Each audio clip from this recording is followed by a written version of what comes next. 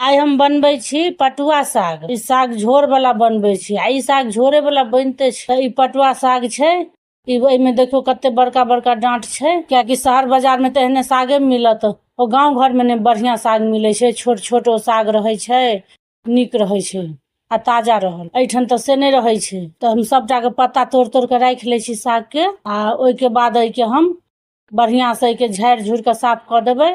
अब झाड़ देली साग के, साफ सुथरा भ गेलै साग। धोबऽ जाय छियै। आ एहि साग के अहाँ दाइलो द के बना सकै छी, बिना दाइलो के बना सकै छी। त हम बिना दाइले के बनबै छी। दाइल द के बनबऽ के हुआ त एमे चना दाइल द सकै छियै या राहड़ के दाइल ई द के बना सकै छी। त हम पाइन के आब गरम होबऽ दै छियै। एमे पाइन गरम भ गेल।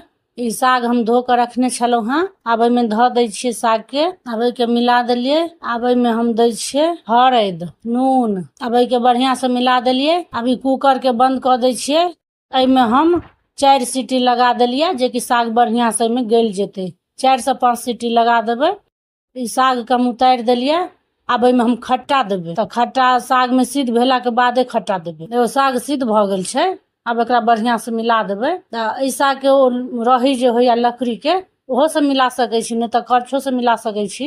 के साग छै सिद्ध भ गेल। त हम आम आनने छलियै देबऽ ला। के एखन आम के सीजन छै त आमे द के साग निक लगे छै, कच्चा आम द के। लेकिन आम हमर पाइक गेल त हम आम नहीं देबै।